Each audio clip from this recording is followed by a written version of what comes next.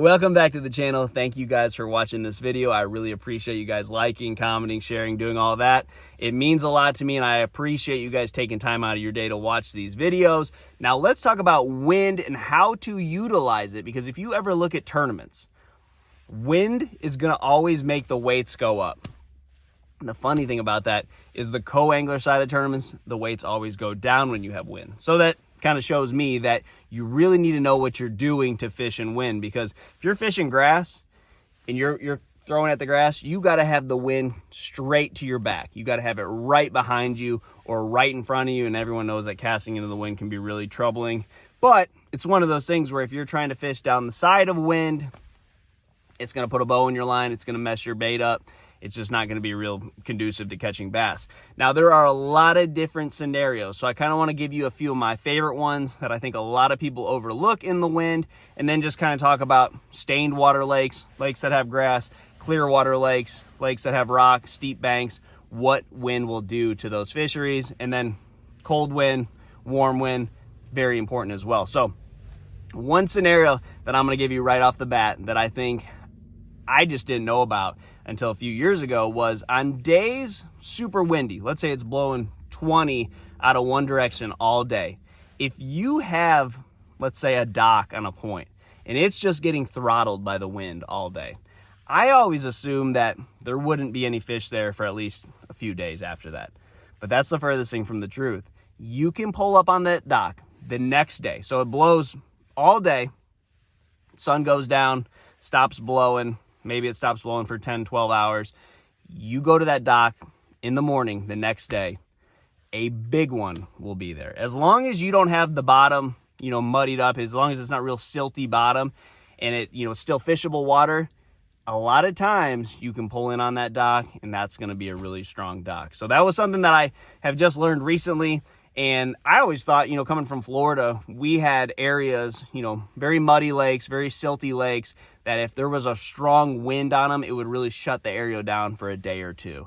And you just didn't catch anything there because the water was really unfishable. But if you still have fishable water, maybe a day of no fishing pressure or a couple days of no fishing pressure, whatever it may be, those areas can be really strong right after the wind. So let's dive into stained water lakes, lakes that have grass, lakes that have emergent vegetation, because I think it's really important to understand what wind does to lakes that have emergent vegetation, like lily pads, cattails, reeds, buggy whips, Kissimmee grass, hay grass.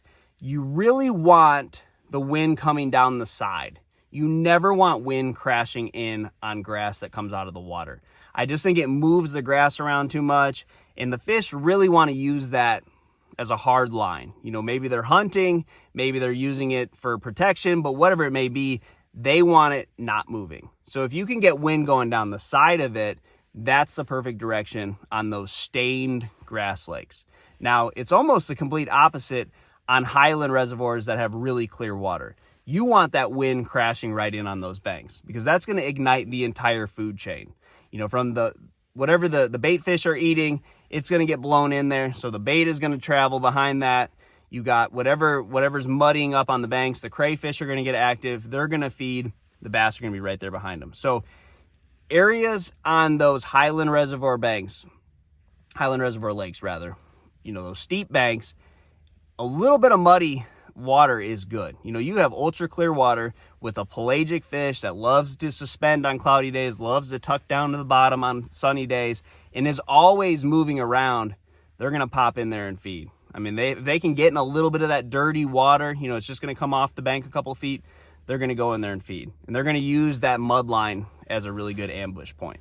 So those type areas where you may never be able to catch a fish on those points until the wind blows. So following the wind on clear lakes, very important. It's going to help you significantly. Now, it's different on grass lakes and stained water lakes. Too much wind can be a bad thing, and then depending on the time of year, you don't want cold wind earlier in the year, and a good warm wind can really help an area turn on as well. So you've got to pay attention to your weather app. This is very important that you don't get too dialed in on the weather. It's very inconsistent. You never really know.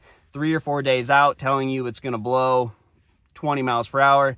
it may not blow at all. So you don't want to put too many eggs in that weather basket, but you also do have to pay attention. If it's one day out, they're still telling you, we're going to have 20-mile-per-hour winds out of the north, you really want to find some north-facing banks. If it's going to be really strong winds, a north-facing bank with the 20-mile-per-hour wind coming out of the north is still going to be plenty of wind to catch fish, and get those fish to bite. So you got to pay attention. We all have the weather apps on our phone, so it is really easy to pay attention. You don't have to go turn on the weather channel or pick up a radio or something like that. It's at your fingertips 24/7. You can, pay attention to it because it does change. Very important. And I'm telling you, wind is your friend. It's not the easiest to fish in, but when you figure out how to move your boat through it, position your boat correctly, it's going to help you catch bigger fish. So try those things, guys. Good luck to you, and I'll see you on the water.